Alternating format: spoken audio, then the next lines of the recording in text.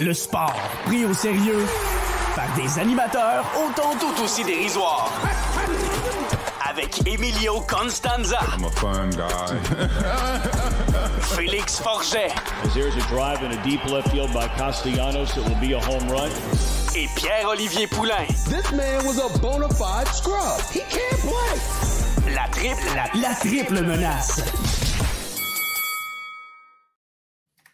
La triple menace édition du 16 mars 2025. Bienvenue tout le monde à l'émission. Le trio, comme à l'habitude, Pierre-Olivier Poulain, Félix Forget et moi-même, Emilio Constanza, à l'animation. Même si on se retrouve pour la première fois en 3 épisodes, car si jamais vous avez manqué ça, il n'est pas trop tard. La semaine dernière, Pop et Félix ont fait une émission spéciale de 45 minutes concernant la date limite des transactions dans la LNH. Et Pop, le dimanche, n'était pas disponible pour l'épisode. Alors, ça a fait qu'on s'est retrouvés dans un petit cocktail qui fait en sorte que on n'a pas pu être les trois ensemble pour 2 épisodes. Fait que Félix, on te kick de l'épisode pour cette semaine, tu t'en vas, on va rester notre million ensemble. Selon la tendance, il aurait fallu que ce soit un épisode que Félix soit absent. Mais tu vois, je suis fidèle au poste, man. Qu'est-ce que je te dis? Ah, Vous vous débarrassez de moi. Vous débarrassez de mais attends, Félix, la vraie question, pour commencer. Tu t'es couché et tu t'es levé à quelle heure ce matin? Parce que je sais que tu es un fan de F1. Puis je suis sûr que tu as écouté le Grand Prix en direct hier soir. J'ai tout écouté le Grand Prix. C'était quand même assez chaotique comme Grand Prix avec la pluie puis tout en Australie. Le Grand Prix a fini à 2h15 heure d'ici. Puis mettons, j'ai dû me coucher vers 3h à peu près, là, le temps de tout finir. Puis je me suis levé vers un 10h30, 11h ce matin. Une bonne petite nuit de sommeil. Okay. Mais honnêtement, quand même, c'est le fun de la Formule 1 sont revenus aussi. Ça fait surtout ces Grands Prix-là qui sont vraiment en Australie, en Asie. Puis tous ces Grands Prix qui s'écoutent bien la nuit, là, surtout pour ceux qui veillent un peu. Là, fait que à minuit, c'est le fun. Ça fait des belles soirées comme ça. J'ai officiellement atteint le hunk status parce que mon samedi soir était de regarder un peu le match des Canadiens chez nous. Après ça, je suis allé rejoindre quelques amis en ville pour prendre une bière, finir le match. Puis finalement, je suis allé rejoindre d'autres amis après de l'école qui, eux autres, avaient un événement, c'était, ils appellent ça à l'UQAM la Coupe Eiffel, qui est une coupe qui rassemble toutes les branches de communication. Bref, il y en a 4. Puis je suis allé rejoindre comme mon monde là. Mais ça a comme viré en club. Puis ceux qui me connaissent savent que pour moi, danser, c'est une main dans les poches, puis l'autre main qui... non, mais dans cette histoire-là, c'est à quel moment tu deviens un hunk, là? Parce que je regarde ça, là, vite fait de même, là, c'est pas des activités de hunk status, là. Ben, le simple fait que je suis pas allé faire ça depuis... j'ai eu des expériences un peu de club, mettons dans des parties universitaires... qui se donne à une place ou à une autre. On danse d'attitude, mais ça arrive comme une fois aux 8 mois, genre. Puis, en plus, moi, j'ai eu 18 ans avant la COVID, ce qui fait qu'il y a eu un gap de comme 2 ans où j'ai juste pas fait ça. Puis, on sort de la COVID, puis ça me tente juste pas, là. Hey, by the way, mais joyeux 5e anniversaire de la COVID, ça dit en passant, hein? Oui, j'en la, garde. La COVID peut aller à la maternelle, je peux vous dire ça tout de suite. Là. La COVID peut aller à la maternelle. Hey, puis joyeux 5e anniversaire de Mio qui déteste Rudy Gobert. Ça fait 5 ans. C'est pas mal à ce moment-là. Il y a une étonnamment grosse coïncidence, ça tombe en même temps. Charlotte m'a envoyé un meme sur Instagram en fin de semaine. En plus, c'est du gameplay En fait, c'est une bande-annonce de Fallout, le jeu vidéo. Elle sait aucunement c'est quoi, mais moi, ça me ferait quand même. Où, on a le personnage qui sort du vault, puis là, il s'en va dans le monde, puis tout est dégueulasse, tout est désert, il y a des monstres partout, puis, ça dit, c'est comme ça que je vais pouvoir raconter ce que c'était la COVID à mes enfants. Tandis qu'en réalité, tout ce qu'on faisait, c'était gamer. Puis dans mon cas, c'était de gamer Among Us. Fait que... Honnêtement, on a tout eu cette phase-là. Je pense que on a tout passé par là. Les Among Us Swings. Oui. Si tu faisais tuer, tu buvais. Tu te faisais éliminer de la partie, tu buvais. Hey, je fais juste une dernière petite parenthèse, puis on y va pour le reste. Y a-tu juste moi qui n'ai jamais joué à Among Us durant la pandémie? Oui.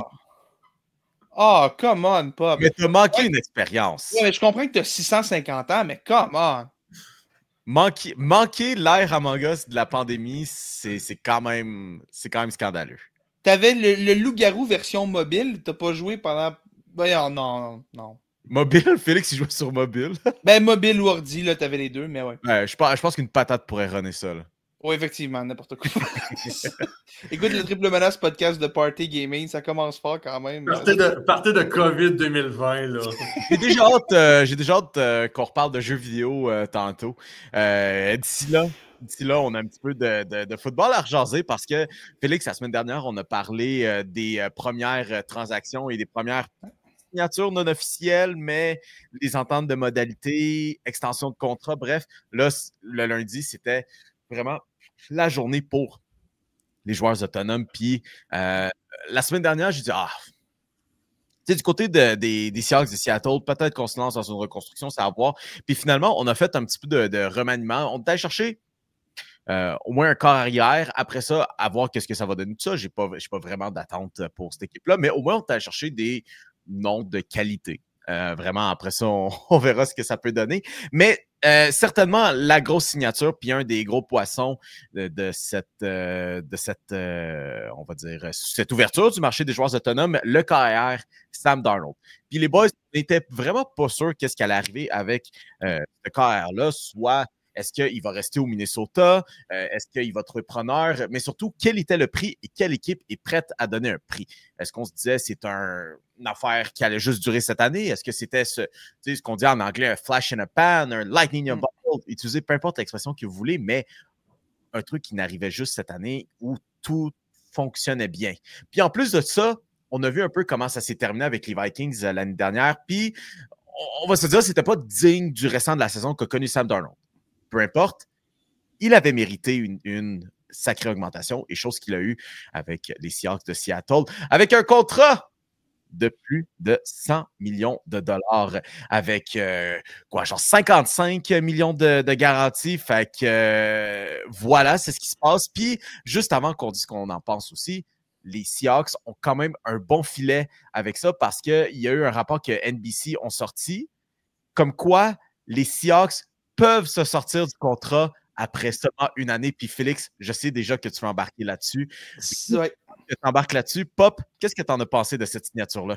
Ben, je me dis que si c'est 3 ans, 100 millions, ça veut dire que c'est à peu près 33-34 millions de dollars par année. 37,5 pour la première année. Excellent. C'est pas si pire que ça. Tu sais, dans le grand scheme of things, tu sais, on n'a pas de Daniel Jones ou de ce tier de corps arrière-là qui n'a jamais rien prouvé de substantiel dans la NFL, qui va chercher des 40, 45, 50 millions. Tu sais, je pense que pour Seattle, est-ce que le risque est grand? Pas tant que ça. Puis là, si tu rajoutes une option de sortie après 1 an, ben écoute, tu auras tenté l'expérience. Peut-être que ça va être un upgrade sur Geno Smith, parce que moi, je pense que le ceiling de Sam Darnold avec son nul l'année passée peut être, je dis bien peut être, et non va être meilleur que Geno Smith. C'est ça l'affaire. C'est tellement de conditions. Ben c'est ça, c'est des conditions. Puis tu sais, on parle beaucoup de Kevin O'Connell qui est une machine à relancer des carrières au Minnesota. Est-ce que à Seattle, on va être capable de recréer un peu cette même magie-là avec des... Tu sais, on n'aura pas un Justin Jefferson l'année prochaine là, du côté de Seattle pour Sam Darnold. Le risque n'est pas énorme. J'aime ça pour Seattle. Moi, voir les Seahawks embarquer dans un full-blown rebuild, je trouvais ça bizarre un peu. Mais là, c'est un reset on the fly pour reprendre les expressions bien québécoises de chez nous. J'aime ça dans une division qui est absolument prenable. Là, Félix va me regarder pour dire non, les Rams ont fini 16-0 et gagné la division à côté sans trop de difficultés. Ça reste encore à voir. On parlait quand même de cette option de sortie, puis Félix, on va faire un petit peu de chemin là-dessus parce que ça se peut très bien que ça pète d'en face à tout le monde à Seattle, cette affaire-là. Ouais, tu sais, moi, si tu me parles comme quoi Sam Darnold signe un contrat de 100 millions sur 3 ans garanti, j'aime vraiment pas ça. Si tu me le présentes comme Sam Darnold un contrat de 37,5 millions pour un an avec des options pour les 2 prochaines années, j'aime beaucoup, beaucoup plus ça. Je pense que c'est quand on a échangé Geno Smith, je pense que c'est sorti presque 2 minutes après que Sam Darnold allait être la cible des Seahawks, qu'on allait vouloir aller chercher Sam Darnold. C'est un. Tu sais, on l'a vu l'année passée, Sam Darnold a connu une bonne saison dans l'ensemble. Ça a très mal fini à la fin, puis quand même assez particulier qu'après son désastre contre les Rams en série, il décide de signer avec un rival de division des Rams. Il va les voir 2 fois cette saison. Je pense que les Rams n'étaient pas trop tristes de ça. Mais là, c'est ce qu'on va voir avec Sam Darnold. Ça a été difficile à New York pour lui en début de carrière avec les Jets. Avec les Panthers aussi, ça n'a pas été extrêmement facile. Avec les Panthers, avec les Vikings, il a pu relancer sa carrière avec Kevin O'Connell, qui est un génie offensif. Puis les Vikings ont décidé de ne pas le payer, de le laisser aller voir ailleurs. On a fait confiance à J.J. McCarthy. Là, on arrive dans un système qui est complètement différent avec c'est Mike McDonald, un entraîneur qui est plus défensif. Est-ce que Darnold va être capable de recréer cette magie-là? Parce qu'on n'aura pas Justin Jefferson, on n'aura pas Jordan Addison. On va avoir Jackson Smith de Jigba, qui est un bon receveur. Cooper Kupp aussi, qui s'est amené, qui a signé avec les Seahawks, c'était vendredi soir. C'est pas les armes qu'on avait au Minnesota nécessairement. Mais je pense que les Seahawks voulaient essayer de brasser la soupe un peu. Peut-être qu'on sentait qu'on avait plafonné un peu, mais si t'es les Rams, par exemple, même les 49ers, si tu crois vraiment à ton noyau encore, les 49ers, je vois que tout le monde est parti, ben, je pense que les Rams doivent être particulièrement inquiets de cette édition-là des Seahawks, surtout qu'on a un peu la recette pour battre Sam Darnold, le faire mal paraître en tout cas, puis on amène Sam Darnold dans un groupe qui est moins bon que ce qu'il y avait l'an dernier. Là, ça va prendre une excellente défense à Seattle, puis ça va prendre une ligne offensive qui va être capable de tenir. C'est un problème depuis quelques années à Seattle, cette ligne offensive-là. J'ai quand même des doutes, mais au moins on l'a un an, puis si ça ne marche pas, on s'en sort dans un an, puis on arrive au repêchage 2026, une bonne cuvée de carrière. C'est peut-être déjà une meilleure façon de voir ça. Puis au pire, si ça fonctionne, ben, on garde Darnold pour l'année d'après, puis l'autre année d'après, mais si je suis les Rams en ce moment, je ne suis pas particulièrement inquiet parce que de ce que les Seahawks ont fait. Est-ce que les Seahawks sont une meilleure équipe aujourd'hui qu'ils l'étaient il y a une semaine avec Geno Smith et DK Metcalf? Quand aujourd'hui, tu as Sam Darnold et Cooper Kupp. Non, je pense pas que c'est une meilleure équipe qu'on l'était la semaine passée. Ben, je pense que tu pourrais dire, à la limite, tu pourrais quasiment dire égal. Tu sais, je peux quasiment sortir un argument que ça pourrait être au moins égal. On fait sur place, mais mettons que là où tu gagnes, tu perds à l'autre place. Fait c'est ça. Là où tu vas peut-être, encore une fois, on est encore très, très, très conditionnel avec Sam Darnold, où tu vas peut-être gagner avec Sam Darnold. En tout cas, c'est sûr, tu le perds certainement avec ton groupe de receveurs, surtout que là, on parle de Cooper Kupp qui a signé avec les Seahawks. Lui et Jackson Smith et Jigba, les deux vont opérer du moins plus en proximité du carrière ou, on va dire en anglais, dans le slot. Donc, ils vont avoir des tracés un peu plus courts, mais peu importe, on n'a pas le choix que d'être content pour Cooper Kupp qui a connu toute une carrière en tant qu'un des grands receveurs, on peut le dire maintenant, une fois que c'est fait, avec l'organisation des Rams de Los Angeles, leur a amené un Super Bowl. Puis, les Rams ont été très transparents aussi dans tout le processus, au-delà des rumeurs pendant la saison, comme quoi ils ont dit, ben écoute, si on n'est pas capable de trouver un deal, on va te libérer. Puis, tu sais quoi, ils l'ont libéré et il est arrivé dans probablement la meilleure situation pour, sans dire qu'il est en fin de carrière, mais on sait comment ça fonctionne souvent pour des receveurs. Ça finit jamais trop tard dans une vie, une carrière de receveur, et qui s'en retourne. Si on veut, littéralement à la maison, parce que Cooper Kupp est un natif de l'État de Washington. Il vient de Yakima, qui est à quelques kilomètres de Seattle, et est allé à l'université c'est quoi? C'est Eastern Washington. Eastern Washington, qui est juste une couple de kilomètres plus loin non plus, qui est pas non plus une grosse université de football non plus. Fait que pour lui, c'est vraiment juste un homecoming dans tous les sens du terme. Chose qu'il a d'ailleurs partagé sur son compte Instagram disant « Washington back across my chest, let's go ». Ah, c'est clair, tant mieux pour lui. Puis, le Cooper Cup de 2025 n'est pas le Cooper Cup de 2021. Je pense qu'on l'a vu un peu en 2024. Si les Rams qui avaient Cooper Cup ont senti le besoin de le laisser partir pour aller chez Davante Adams, c'est qu'on sent que c'est peut-être un gars qui est en fin de carrière. Plus capable d'aller chercher autant de séparation qu'avant. Les blessures ont été vraiment... Ça a été beaucoup de blessures pour lui dans les dernières années. Moi, ce que je me demande, c'est t'en parler un petit peu, Mio, comment on va gérer cette attaque-là avec Jackson Smith-Njigba et Cooper Kupp, qui ne sont pas nécessairement des gros cibles extérieures. Ce n'est pas des gars que tu mets comme receveur X ou Y, là, les gars sur les extrémités habituellement. Est-ce qu'on va essayer de tasser Jackson Smith-Njigba pour faire de lui un receveur pour aller gagner d'un contre un sur le périmètre? J'ai des doutes sur le fait que ça va fonctionner, mais je pense que tu n'auras pas vraiment le choix parce que Cooper Kupp est certainement plus capable de faire ça aujourd'hui. Ça va être un gros défi pour l'attaque des Seahawks et tout, mais tant mieux pour Cooper Kupp qui se rapproche de la maison, qui va être proche de sa famille et tout, puis qui va pouvoir affronter les Rams 2 fois par année, leur montrer qu'il avait peut-être tort de le laisser partir finalement. Fait que ça, c'est cool à ce niveau-là, mais ça va faire bizarre de le voir dans un autre uniforme que celui des Rams quand même. Il y a probablement de quoi faire parce que les Seahawks, au repêchage qui s'en vient, ils ont 10 choix quand même dans ce repêchage-là. 5 d'entre eux se retrouvent parmi les 92 premiers. Pop, est-ce que tu sais comment on peut évaluer les besoins des Seahawks qui pourraient potentiellement peut-être aller combler ce manque, ce manque de talent à la position de receveur, mais quand tu as tellement de choses à améliorer, surtout la défensive? Bien, je pense que si on veut régler un problème récurrent, donner les meilleures armes à Sam Darnold, c'est la ligne offensive, donner des armes à la ligne offensive un peu de ce côté-là. Est-ce qu'on pourrait prendre peut-être un, sans dire essayer un gros gamble, mais essayer un coup de circuit d'aller chercher un gros porteur de ballon aussi pour peut-être aider à diversifier cette attaque-là?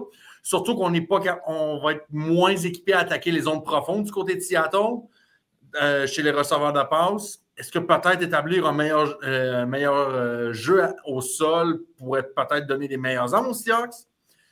On pourrait regarder dans ce genre de choses-là. Je ne dis pas d'aller chercher Ashton Jeanty puis de faire un package puis de monter dans le top 10 du repêchage. Mais tu peux en trouver un deuxième, troisième ronde qui pourrait peut-être permettre d'être un petit upgrade à Kenneth Walker qui, malheureusement, est toujours incommodé par les blessures. Zach Charbonnet qui pourrait saisir cette occasion-là pour devenir vraiment un joueur vraiment connu dans le depth chart des Seahawks. Mais attaque au sol, offensive line, si on peut être capable de viser ça, pour donner peut-être les meilleures armes à Sam Darnold, parce qu'on l'a dit déjà à 2 reprises, il n'y a pas de Justin Jefferson avec lui cette année.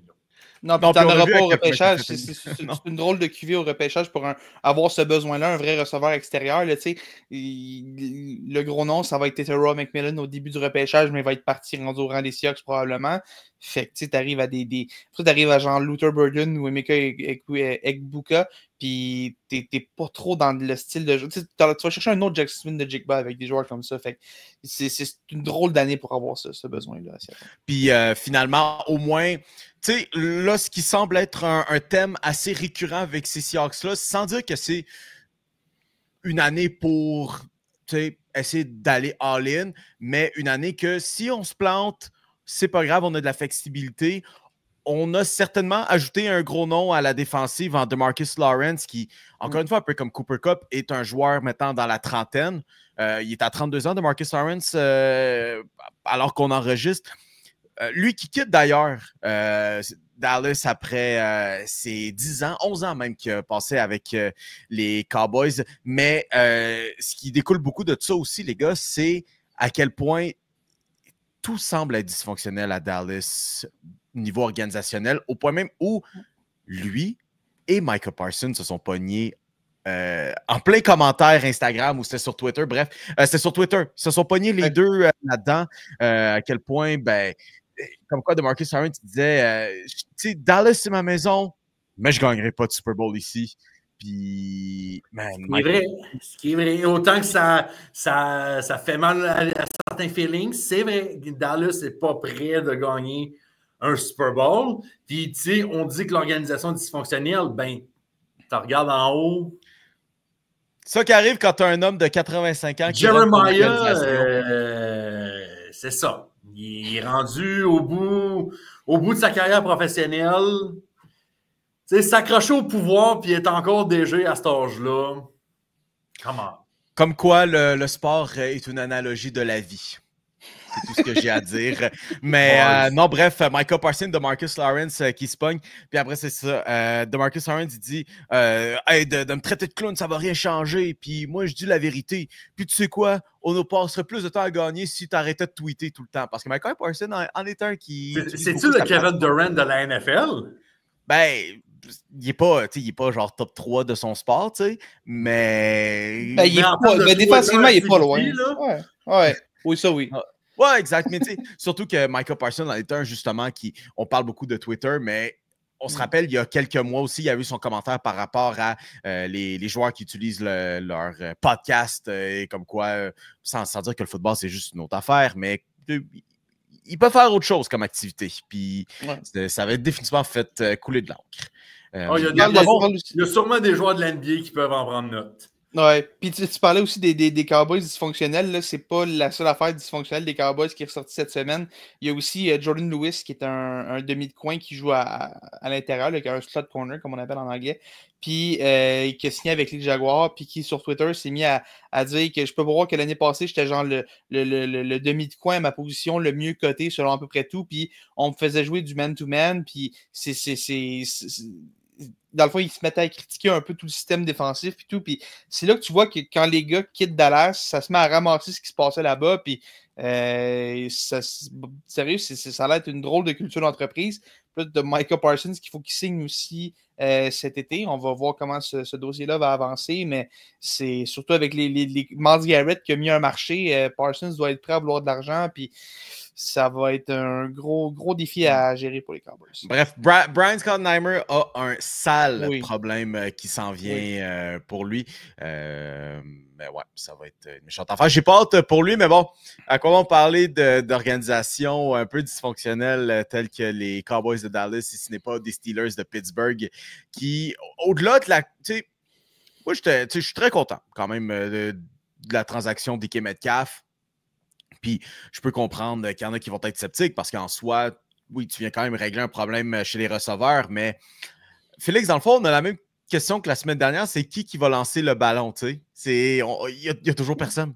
Il y a Mason Rudolph. Oui, c'est vrai, Mason Rudolph qui revient au nid. En fait, on pourrait quasiment dire qui ne lancera pas le ballon. Et à cette réponse-là, on peut quasiment nommer Aaron Rodgers. Honnêtement, Nio, est-ce que tu vas t'en sauver? J'espère tellement m'en sauver. La semaine dernière, quand ça a été annoncé que Aaron Rodgers était coincé là, les Vikings sont toujours comme un petit peu dans le coup, mais comme quoi ils se retrouvaient vraiment dans une situation difficile à choisir entre Pittsburgh et les Giants. C'est comme quoi ils étaient très proches de signer à Pittsburgh. J'ai envoyé ça dans le chat, j'ai écrit non, copier-coller peut-être 500 fois. Histoire que ça remplisse une page au complet pour dire comme non, j'ai pas envie que ça arrive. On a vu à quel point, tu sais, il a beau avoir gagné même 2 MVP à 38 ans avec les Packers de Green Bay, mais à chaque calice d'année, tu avais un problème entre Aaron Rodgers et l'organisation. Il revenait quand même, il faisait sa job, mais à chaque année, il y a quelque chose qui se passait, il y a une merde qui se passait. Il a quitté sur des mauvais termes encore une fois. Puis, avec les Jets, du début à la toute fin, ça a été un mauvais terme. Je ne veux pas de ça à Pittsburgh. Je préférais même que ce soit Mason Rudolph qui refile ces ballons-là toute l'année, que ce soit Aaron Rodgers. Parce que la pire affaire qui peut arriver à Mason Rudolph, c'est de se faire cogner par un casse à la tête. Non, mais écoute, tu parlais de Rodgers. Tu sais, oui, les Vikings reviennent. Moi, ma théorie, c'est que Rodgers ne veut rien savoir des Vikings puis ils les utilisent comme levier parce qu'il va aller à Pittsburgh. Je pense que tu utilises un peu les Giants comme du levier aussi. Je suis assez con. Tu sais, je verrais pas pourquoi il voudrait aller avec les Giants. Je pense qu'il sait qu'il est en fin de carrière puis il sait que ça serait la chance de gagner à Pittsburgh. Giants, par contre, ça serait-tu pas assez Giants comme transaction? Ah, les Giants le veulent, mais je pense que lui veut rien savoir des Giants. Tu sais, imagine que tu as un carrière de 40 ans, 41 ans, Rodgers. est-ce que tu veux vraiment signer avec les Giants qui, clairement, ne gagneront pas? Je veux dire, les Steelers, j'aime pas leur chance, même si Rodgers signe, j'aime pas du tout leur chance, mais tu as déjà pas mal plus de chances de gagner à Pittsburgh qu'avec les Giants.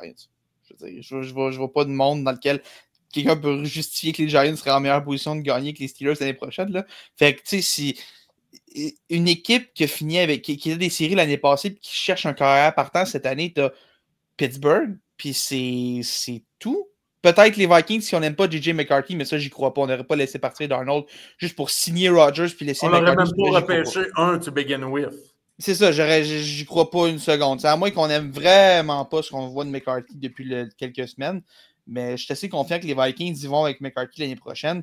Est-ce qu'on veut rendre Rodgers comme numéro 2? Je pense que c'est encore pire que de l'avoir numéro 1. Je sais pas. Moi, je suis assez confiant que Rodgers veut Pittsburgh. Je pense que les Giants le veulent, mais Rodgers veut rien savoir. Puis Rodgers utilise les Vikings comme du levier aussi. Moi, je fais juste dire que si ça arrive, est-ce qu'on devrait donner enfin, quand tu prendras sa retraite, une médaille, un prix Nobel de la paix à Mike Tomlin pour avoir géré autant de hotheads dans son équipe? Tu sais, Big Ben, AB, Le'Veon Bell, George Pickens, Juju, Martavis Bryant. Hein? Martavis Bryant. Martavis Bryant. Qui, à chaque 2 semaines, avait une nouvelle affaire. Il s'est fait pogner avec de la marijuana. C'était fou. Moi tu sais quoi? À force de me retrouver dans des cercles puis dans une chambre d'écho de partisans des Steelers, ce que les partisans, pour l'instant, veulent vraiment, là, c'est de pouvoir repêcher le carrière d'Ole Miss, Jackson Dart. Félix, pas fan. OK. Ben non, mais tu veux un deuxième Kenny Pickett? C'est ça que tu veux? Honnêtement, je préfère le prospect de ça qu'à Mason Rudolph et Aaron Rodgers. Ben, félicitations, je te présente Jackson Dart, ton futur carrière de franchise, man. Fantastique. Non, mais je pense que non, mais le dénouement le plus drôle, ce serait Shedeur Sanders à Pittsburgh. Oh my God. Je pense que ce serait de loin la folie d'Ian avec Mike Tomlin. My God. Incroyable. Oh my God. Puis en plus, Dion, qui était un membre des Cowboys, ancien rival de longue date des Steelers dans le temps des années 70, quand la structure était faite différemment. Steelers puis Cowboys étaient toujours dans les mêmes divisions. Pop s'en souvient très bien d'ailleurs. Oui, exact. Oui, c'est même moi qui ai proposé ces divisions-là. Les fameux Cowboys des années 70 avec Roger Staubach et compagnie, mais les Steelers des années 70. Je paierais cher pour me retrouver là-dedans. Non, malheureusement, tu vas regarder Mason Rudolph avec Jalen Warren parce que tu n'as plus Najee Harris avec. Tu sais quoi? Tu sais quoi, man? Je suis content pour Najee Harris. Je suis content. S'il y a bien un carrière qui fonctionne, un porteur de ballon qui fonctionne avec le style de Coach Harbaugh, c'est bien lui. Oui, moi je suis d'accord avec ça. Il va aller prendre le ballon, puis parfait. Il va aller courir pour son 3-4 verges pour qui sait, une trentaine de carry par match, puis that's it. Puis je suis pas un énorme fan de Najee Harris. Je pense que je l'ai déjà dit sur ce show-là, mais il y a une chose quand même que tu peux pas enlever à Najee Harris. Il a jamais manqué un match depuis le début de sa carrière. Et pour un porteur de ballon, c'est exceptionnel. Et il ne s'est jamais retrouvé sous la barre du 1000 verges de course par saison non plus. Et il n'y a eu jamais de drama. Attends, là, 1000 verges par saison, je m'excuse, mais là, il faut que ça arrête ce niaisage-là. Les gars jouent 17 matchs par saison, OK? C'est genre 56 verges par game. Le barème de 1000 verges, c'est complètement ridicule. Il y en a qui le font pas. Qui est rendu tellement orienté sur la passe. C'est quoi de Barkley vient de courir pour 2000? C'est quoi vient de courir pour 2000? Non. 1000, c'est n'importe quoi. 1000, c'est la base. Tu sais, c'est pas prestigieux, c'est la base d'une bonne saison. Oui. On va se battre là-dessus, Félix. Avec plaisir. Anyways, pour ce qui est football, aussi d'ailleurs, shout-out à notre Québécois, Rosemère Roy, soit dit en passant, parce qu'on représente la Rive-Nord de Montréal, mis à part Pop, mais Benjamin Saint-Just qui a signé un nouveau contrat, là cette fois-ci avec les Chargers, justement. Petit contrat, par contre, 1 an pour 2 500 000 $ à mon souvenir. C'est triste à dire, mais je pense que je l'avais dit d'ailleurs sur ce programme-là il y a quelques semaines, mais Parfois, je me retrouve justement à tomber sur des vidéos des partisans des Commanders. Puis, man, ils l'aimaient pas. Non. Ils l'aimaient Non. pas. Puis, le nombre de fois qu'il le montrait se faire brûler. Puis, je suis comme, ah, calice. Mais c'est. Ouais. Tu veux qu'il succède, là. C'est un gars de chez nous, qui joue des snaps en tant que partant dans la NFL, tu sais. Puis c'est ramassé dans une drôle de situation. Qui a une défense aérienne complètement dégueulasse. Exact. C'est ramassé dans un rôle qui était vraiment énorme. C'est ramassé avec un partant à avoir des gros matchs. C'est Benjamin Saint-Just. Il n'y avait personne d'autre. Puis je veux dire, même Marshall Lattimore est arrivé à un moment donné dans l'objectif de remettre Saint-Just dans un rôle normal. Puis Lattimore a de la misère aussi. Je veux dire, toute cette défense-là, ça allait pas. Fait que peut-être que le changement d'air, aller dans la défense de Jesse Minter, qui en passant était tellement incroyable, la défense des Chargers l'année passée, la meilleure de la ligue. Peut-être aller dans ce rôle-là, derrière des Tariq Steele, derrière Asante Samuel Jr. Peut-être que de le placer dans cette chaise-là, il va être meilleur dans ce rôle-là. On va le souhaiter parce que il y a une saison à racheter, puis je pense qu'il ne faut pas abandonner dans son camp encore, mais ça a été une année 2024 difficile pour lui. D'ailleurs, pour finir sur ça, les Chargers ont parlé comme de cette excellente défensive de l'année dernière, mais la grosse affaire, c'est que c'était des joueurs qui commençaient à prendre en âge, dont le capitaine de la défensive, Khalil Mack, qui a signé une prolongation de contrat. Je suis tellement content pour lui. Tellement un des bons joueurs que cette ligue-là a vu en tant qu'intérieur. Puis honnêtement, relancer sa carrière avec les Chargers, je veux dire, mon gars est à 3 saisons de Pro Bowl avec les Chargers. Puis tu sais, faire ces dernières années à Chicago, je me disais, mais c'est terminé. Tu sais, je suis comme, bon, il va prendre ses derniers petits dollars. Puis toujours un des meilleurs dans la ligue, au point même où finalement, c'est même pas lui qui est parti, mais c'est Joey Bosa qui a été coupé. Là. Imagine dire ça il y a 2 ans. Ouais, exact. Et Joey Bosa, on est passé à pas grand-chose qui signe avec son frère à San Francisco, mais finalement, il s'en va prendre une petite année à Buffalo pour cette défensive-là. Remplacer Von Miller. Von Miller, je trouve que ça. Exactement. Puis ce qui en soi devrait être un upgrade, considérant que Saquon Barkley était signé à long terme et pour beaucoup d'argent. Beaucoup d'argent. Puis Joey Bosa, c'est 1 an, 12 millions, mais 1 an. Mais regarde, il y a une mauvaise saison, c'est terminé. Tu n'as plus rien à faire avec ça. Finalement. Fait que c'est ce qu'il y en est pour la NFL, mais ce qui m'a excité beaucoup dans le sport cette semaine, c'est pas ça. Mais c'est parce que j'ai eu la chance de participer en tant que membre des médias à 2 matchs de basketball professionnel. Et non, ce n'est pas l'Alliance de Montréal qui était en action, mais c'était les Nets de Long Island. Si vous ne savez pas c'est quoi les Nets de Long Island, dans le fond, c'est le club de la G-League des Nets de Brooklyn, de la NBA, bien sûr. Donc, l'équivalent de la Ligue américaine aussi. Si jamais vous connaissez un petit peu moins la chose, c'est comme voir le Rocket de Laval. Bref, ces Nets de Long Island-là, on en a parlé il y a quelques mois sur le programme, comme quoi ils venaient faire un séjour, 3 séjours pour un total de 6 matchs à la Place Belle, à Laval. Histoire de, on va se le dire, c'était un test de marché. Puis, honnêtement, Montréal a quand même, ou Laval, peu importe, a quand même répondu présent. J'explique un petit peu l'affaire. Encore une fois, on va faire le comparatif. Nous autres, c'est tough de dire comme, hey, je ne suis pas capable d'envisager que ce ne soit pas une ligue qui fonctionne parce que regardons ce qui se passe avec le Rocket de Laval. Vous allez me dire, c'est un des meilleurs clubs en Ligue américaine, mais au-delà de ça, on n'aura jamais de problème à remplir la Place Belle pour le Rocket de Laval. La différence avec ce qui est aux États-Unis, OK? Ce club-là en particulier moyenne à peu près juste en dessous de 2000 partisans par match. Pensez-y, là, c'est même moins que l'Armada de Blainville-Boisbriand, qui est parmi les pires assistances, d'ailleurs en raison du Rocket. Mais peu importe ce qui allait arriver avec la Place Belle, ça allait être un upgrade pour ce qu'ils allaient avoir en matière de partisans. Ce qui fait que j'étais le jeudi et le vendredi. Le jeudi, ça a été 5000 billets vendus, à peu près 5000 aussi de spectateurs. Et on a frappé le 7500 le vendredi, qui était le dernier match. Puis, honnêtement, les gars, c'était du bon basket de qualité. Les gars étaient là. Et par-dessus tout, j'ai eu droit à un masterclass de Killian Hayes vendredi soir. qui a marqué Wow. 38 points. Imagine le nombre de personnes qui peuvent prononcer cette phrase-là. Exact. Justement. Bon, allez, pour cet événement-là, moi, j'ai mes affaires. Là. Donnez-moi 5 secondes pendant que vous ramblez sur à peu près n'importe quoi. Là. Il y a un banger de Killian Hayes. Sérieusement, il y a des affaires que tu t'attends pas à entendre dans la vie. Là, ça en fait partie. Les feuilles de statistiques du match. Donc, je vais pouvoir garder la soirée, la feuille de statistiques du 14 mars, là où Killian Hayes a marqué 38 points. Incroyable.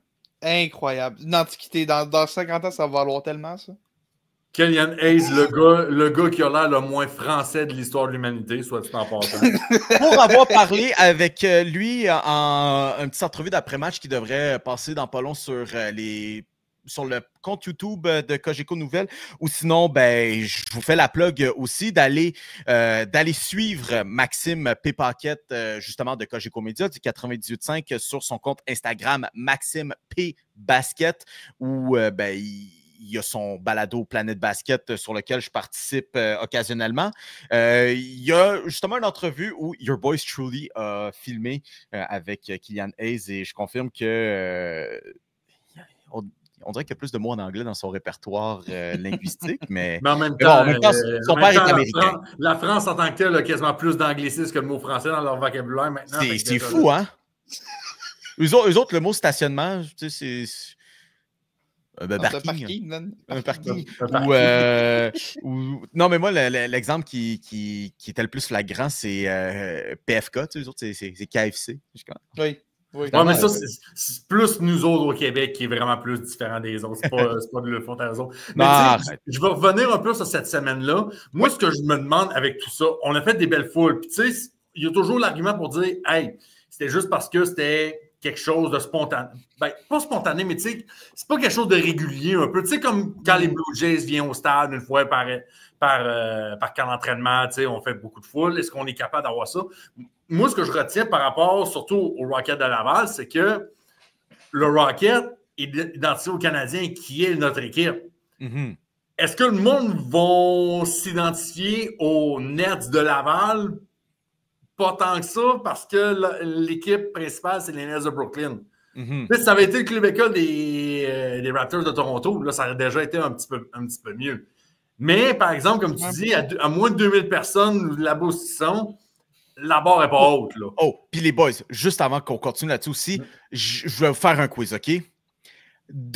Essayez de deviner dans quelle aréna est-ce que ces Nets jouent. Oh, j'espère que tu vas me dire au Nassau Coliseum. C'est la réponse à Pop. Félix, qu'est-ce que tu dis?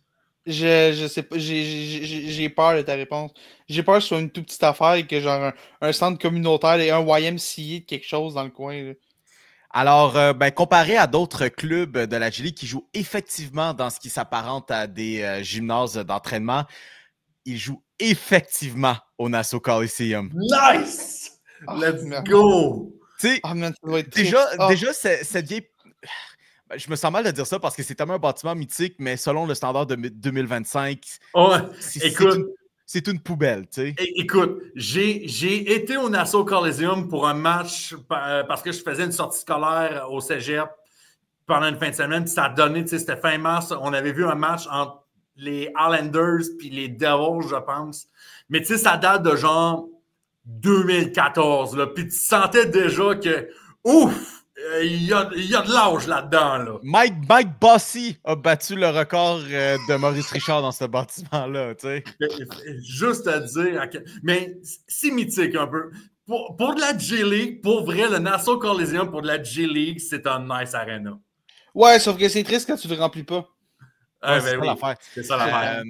Fait que non, c'est ça. C'est ce qui fait que peu importe ce qu'ils autres ils vont faire comme assistance, en tout cas, ce qu'on a eu sur un échantillon de 6 matchs, ça l'a excédé de loin. T'sais. Au total, durant ces 6 matchs-là, c'était un grand total de 35 à 36 000 spectateurs au grand total qui ont fait ça. Après ça, pour aller de l'avant avec ce projet-là, parce qu'il y a aussi là, des liaisons avec les têtes dirigeantes chez Evenco, Groupe CH, qui veulent faire ramener ça. La grosse affaire, c'est combien est-ce que ça peut coûter comme location pour la Place Belle. Eux autres, j'aime croire dur comme fer qu'ils veulent y aller. Et aussi, quand est-ce que ça termine le bail avec le Nassau Coliseum? Maxime Pépaquet, justement, me faisait savoir comme quoi il avait fait ses recherches sur le sujet, puis il n'y avait pas grandes ressources ou grandes sources qui explicitaient leur bail avec le Nassau Coliseum. Fait que c'est à suivre, mais tout ce que j'ai à dire, les gars, c'est que ça a été une sale expérience, puis j'ai eu quand même la chance de parler à quelques-uns des joueurs, puis aussi, ces deux matchs-là étaient contre le Hustle de Memphis avec un joueur assez spécial dans cette formation-là, du nom de Yuki Kawamura. Ça, c'est un nom que les partisans de basket les plus nantis, les plus aguerris vont connaître. Parce que Yuki Kawamura, les gars, est une sensation du basket japonais. Un gars littéralement 5 pieds 7. Je suis plus grand que Yuki Kawamura, mais c'est qu'il a tellement été excellent avec le Japon en compétition internationale aux Olympiques. Il s'est fait repêcher dans la NBA et son nom, quand il se faisait appeler, se faisait extrêmement plus fort que les joueurs des Nets. C'est à quel point c'était fou. Puis on avait reçu d'ailleurs un message de l'ami du show, Liam Hood, qui demandait d'ailleurs comment est-ce que ça a été le Yuki-mania à Laval, puis je peux te dire, Laval a répondu présent. Mais ce qui fait en sorte que c'était quand même drôle parce que son nom a été plus acclamé que Drew Timme, qui, mis à part Hayes, est le plus grand nom, le plus gros nom qui devait se retrouver là pour tout amateur de basket. Drew Timme, encore une fois, s'il y en a des gens à la maison qui ne connaissent pas, Drew Timme est un pivot de 6 pieds 10 qui a joué pour Gonzaga, mais la joke avec lui, c'est qu'il s'est retrouvé en plus dans la cohorte COVID, ce qui fait qu'il a joué un peu plus longtemps universitaire. Le gars a joué 15 ans à Gonzaga. Ouais. C'est ça, tu sais, on en jasait en 2020, en 2021, mais quand c'est en 2022, en 2023, ce gars-là, il était encore à Gonzaga. Ben, c'est parce que l'affaire, c'est qu'on en jasait en 2020 puis 2021, puis on pensait que c'était sa dernière année à Gonzaga. C'est ça l'affaire, là. Ouais, puis il y a toujours 2021, ceux qui s'en rappellent de Gonzaga 2021, on est passé à une finale au March Madness d'une saison parfaite.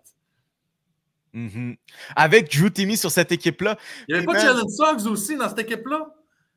Jalen Green, je mêle tout le temps les deux. C'était Jalen Suggs qui jouait à Gonzaga cette année-là. Hein? Jalen Suggs n'était pas à Gonzaga. Non, il était pas à UConn. C'est pas UConn, mais il était pas à Gonzaga. Il faisait partie de ces équipes Cendrillon de ce tournoi-là, justement. Oui, je vais aller voir.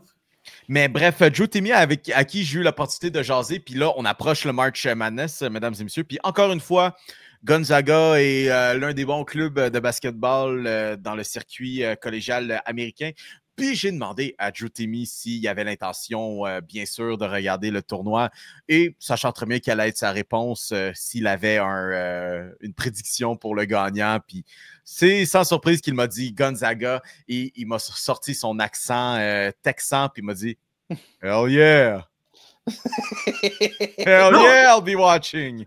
Mais non, les gars, j'avais raison. Jalen Suggs jouait à Gonzaga. Ah ouais? Ouais. Bon, vrai? Bon, oui. Félix, on ne connaît pas le ballon. Ah ouais, ok. Ouais, tu me surprends. On connaît pas le ballon, mais je me rappelle par contre du tournoi de Jalen Suggs, mais j'avais oublié que. Tout le monde se souvient de son fameux shot, là. Son fameux c'est ça le pire, mais je sais pas pourquoi j'ai pas associé ça à Gonzaga. Non plus. J'ai toujours associé Gonzaga à des big men, notamment Chet Holmgren. Mais man, pour finir là-dessus, pauvre Drew Timme qui, man, ce qui a fait son succès dans sa carrière de basket jusqu'à date, c'est ce qui fait aussi en sorte qu'il n'est pas dans la NBA. Imagine ce gars-là des années 80-90, là. Rockstar. C'est fou. Rockstar. C'est fou. Mais bref, ça pour dire que les Nets de Long Island, j'ai bien hâte que ça se donne à Laval. Je dis ça comme si c'était une certitude, mais ça n'en est pas une. Mais c'est quelque chose qui pourrait arriver. Très cool. Est-ce qu'on garde si, mettons, ils viennent à Laval, on garde-tu le nom Nets? On change-tu le nom? C'est ça qu'on se disait. Ça devient-tu les filets? Le filet. Oh, go pour les filets, man. Les filets. Le filet social. Oh, let's go pour les filets. Moi, mon vote va pour filet. On appelle ça genre les filets de Laval des Rapides. Genre, on fait juste un petit quartier, genre secteur de Laval que personne connaît à part les Lavallois. Là. Mais Drew Timmie et Killian Hayes réalisaient pas à quel point ils étaient chanceux d'être à Laval. Ouais, mais tu sais, c'est le fun parce que pour eux autres, on pouvait dire Montréal, mais tu sais, en réalité, c'est Laval. Puis je sais pas, dire Laval, ça me faisait rire un peu. Je suis comme, t'es à Laval, tu sais, t'es techniquement en banlieue de Montréal. Oh, j'adore Laval, man. C'est tellement une place parfaite. Puis, Prepare to learn métro Montmorency, buddy. Et de la Concorde. Concorde. Et de la Concorde que je prends les matins lorsque je dois aller à l'école. Bref, donc j'ai bien hâte qu'on s'en reparle dans, espérons quelques années, touche du bois, que la triple menace est toujours là et qu'on puisse parler des Nets de Long Island à Montréal, qui dans ce cas-ci portaient le nom des Nets de Montréal, pour passer cette fois-ci dans les grandes ligues de la NBA. Puis quelque chose que j'ai envie de vous partager, encore une fois, histoire intéressante. Les gars, vous êtes souvent sur les réseaux sociaux, puis... Non. On a certainement regardé les déboires des Mavericks mis après l'échange de Luka Doncic. Puis je peux vous dire vraiment là, avec confiance que c'est mon sujet préféré de cette année de basketball jusqu'à présent. Et ça risque fort bien de l'être. Je ne sais pas si vous avez vu ce vidéo de fans des Mavericks qui étaient en dehors de leur stade en train de littéralement faire une manifestation. Oui. Et il y a un partisan en particulier qui s'était exprimé un peu plus fort que tous les autres qui étaient là. Regarde la statue de Dirk Nowitzki. Luka Doncic devait avoir une statue. C'était son destin à Dallas. Eh bien, les gars, ce même partisan a participé au conseil municipal de la ville de Dallas cette semaine et s'est mis à vraiment ramasser tout le monde. Et je ne parle pas seulement de Nico Harrison, mais a demandé la vente de l'équipe par les têtes dirigeantes, par les nouveaux gouverneurs qui sont en place, qui ont racheté les parts à Mark Cuban l'année dernière et effectivement a apporté toutes ces affaires-là de Callis, ils veulent mettre des casinos, ils veulent mettre ci, ils veulent mettre ça, ils sont en train de saboter l'équipe. Puis j'avais raconté ça d'ailleurs sur l'émission de Maxime Pipaquette. Je ne veux pas mettre mon chapeau d'aluminium, mais on dirait que tout ce que tu fais, tout ce qu'ils font, ben, tu te dis, est-ce que c'est vraiment le but de saboter l'équipe, soit pour la déménager à Vegas, mais ou sinon de garder ici du moment que le pari sportif soit permis au Texas? Non, c'est ça, là, tu sais, c'est de voir un peu peut-être le plan final, un peu, de voir un peu qu'est-ce qui va se dérouler de même. Mais moi, je fais juste penser, genre, au maire ou à la mairesse de Dallas, puis tous les conseillers municipaux, genre, puis tu sais, t'as la traditionnelle période des questions réservées au public, puis t'as juste un gars qui vient rant sur les Mavericks, puis genre, dude, qu'est-ce que tu veux que je fasse? C'est ce qui est arrivé il y a 3 semaines. On a été volé de notre futur. On a été volé de plusieurs championnats. Puis man. Mais tu sais, on regarde ça, c'est drôle, mais man, je suis même pas capable de penser à ça. Tu sais, OK. Le Canadien est allé en finale. Puis l'année d'après, c'était terrible. Mais ce que je veux dire par là, c'est Marc Bergevin n'a pas presque fait exprès. T'sais, au moins, il n'a pas échangé un Cole Caulfield et ou Nick Suzuki l'année d'après, tu sais. On a juste perdu Carey Price. Oui, mais tu sais, Carey Price c'est pas de sa faute. C'est pas de sa faute. Les deux, tu sais, Carey Price a joué genre 3 matchs l'année d'après, puis tu sais, mais il était terminé. Shea Weber n'a pas remis les patins depuis, puis il est autant de la renommée maintenant, mais ce que je parle là, c'est que tu sais, je peux pas, exact, mais je peux même pas m'imaginer mon équipe qui se rend en finale et la saison d'après, mon joueur de franchise âgé de 25 ans est shippé à Los Angeles. Ah, ben, pour les Lakers, si c'était pas les Clippers, si ça avait été les Clippers, ça aurait déjà été moins pire. Je pense. Ça aurait été moins été scandaleux. Là, c'est les Lakers, c'est encore plus scandaleux. Ah ouais, mais ton exemple de Nick Suzuki est bon. C'est pas mal sensiblement ça. C'était vrai ça, là. On échange ton jeune joueur de franchise, le gars que ça fait une couple d'années que tu vois qui est vraiment solide. Bon, à ce moment-là, Suzuki, ça faisait pas une tonne d'années, là, mais mettons Suzuki d'aujourd'hui qui se fait échanger. C'est ton jeune joueur de franchise, tu le vois, c'est clairement autour de lui que ça passe, puis tu l'échanges contre. J'ai pas de comparatif, là, mais mettons Mark Stone. La comparaison qu'on avait sortie back then, c'était comme si l'Avalanche échangeait un Kel McCarr pour un Nikita Kucherov. Tu sais. Ouais, mais. Ou un Rick Carlson, mettons. Ouais, mais c'est presque pire. Je trouve que Mark Stone, c'est pas bien, tout le temps blessé les deux. Là. Fait c'était vrai l'équivalent. Puis, le monde serait en crise ici, puis je comprendrais. Là. Je veux dire, c'est terrible, man. C'est vraiment, vraiment puis terrible. Un marché qui a été aussi excellent que Dallas, en plus. Oui, puis surtout que tu sais que les propriétaires, il y a toute cette histoire-là de casino et tout. Là, parce que c'est pas la première fois que j'entends parler de ça. Je me sais que ça avait été une théorie qui avait circulé genre le lendemain de l'échange ou quoi que ce soit. Là. Si c'est vraiment ça, c'est terrible pour les fans de Dallas. C'est vraiment, vraiment terrible. Fait imaginez à quel point Dallas avait besoin que Mikko Rantanen signe avec les Stars. Non, mais tu sais, je joke un peu, mais c'est pas tant loin que ça. Écoute, on se remet encore de Luka Doncic. On est à des années-lumière d'un championnat avec les Cowboys de Dallas comme organisation complètement dysfonctionnelle. OK, Mikko Rantanen ne ramènera pas Luka Doncic, mais en tant que fanbase d'une équipe d'une grosse ville des États-Unis, on avait besoin d'une bonne nouvelle de même. Moi, je fais juste dire à quel point on avait besoin de cet échange-là. Puis je pense que si les Stars peuvent gagner la Coupe Stanley ce printemps au début de l'été, là, un marché au Texas, en plein sud des États-Unis, serait contrôlé par le hockey. C'est complètement fou. C'est fou. Puis, pour faire du pouce sur les Mavericks et à quel point ça va mal, honnêtement, on pourrait assister à l'histoire, OK? Mais pour des très mauvaises raisons.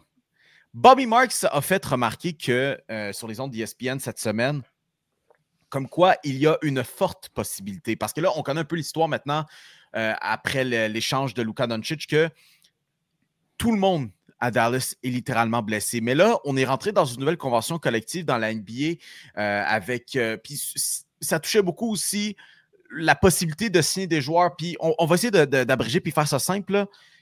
Mais essentiellement, les Mavericks savaient qu'ils avaient très, très peu de flexibilité suite à cet échange-là parce qu'ils ont pris d'autres salaires en plus de celui d'Anthony Davis, qui est aussi un énorme salaire en plus de celui de Kyrie Irving. Mais bref, la NBA, ça fonctionne par, en anglais, ils disent par apron. Tu sais, ça fonctionne par échelon. Par échelon, exactement. Où ils vont se retrouver sur des taxes de luxe, tout ça, mais tu sais, c'est sur des gros contrats qu'ils vont signer où ils vont pouvoir dépenser. Ce qui fait en sorte que pour le restant de la saison, les Mavericks, selon cet échelon-là, ils ne peuvent pas signer de nouveaux joueurs. Mais le problème, c'est qu'ils ont beaucoup de joueurs blessés, ce qui fait en sorte que dans la NBA, tu as besoin de 8 joueurs en uniforme pour jouer un match. Ça se peut qu'ils en aient seulement 7 de disponibles à cette date butoir qui est le 24 mars, si je ne dis pas de bêtises, contre les Nets de Brooklyn. Ce qui fait en sorte que si les Mavericks n'ont pas 8 joueurs en uniforme, ils vont devoir littéralement déclarer forfait parce qu'ils ne peuvent pas jouer. Ben, rendu là, tu pourrais-tu habiller un joueur blessé? Tu sais, sans le faire jouer, mais juste tu l'habilles. C'est ça sur le banc. Oh, il doit avoir des shit avec la convention collective. Ce sont les joueurs que tu n'as pas le droit de faire ça. Ah, mais je sais pas, je mais ce serait insultant rare de voir une équipe en donner des matchs pour ça. Là. Je veux dire... Non, c'est pas juste ça. Les Mavericks ont la dernière place dans le play-in. Imagine, tu échappes le play-in parce que tu dois forfait des games. Après avoir échangé Luka Doncic. Tu peux littéralement pas jouer ton match. C'est rough, man.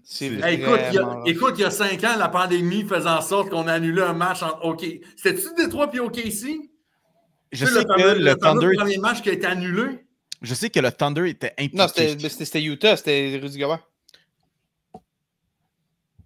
Non, parce que je me souviens d'une séquence, il y avait Mark Cuban qui réagissait en même temps que tout le monde. Oui, mais ça, c'est ailleurs. Ça. Le match qui est annulé, c'est Utah OKC, je crois. OK, c'est bon. Je suis assez confiant, en tout cas. Là. OK, ben...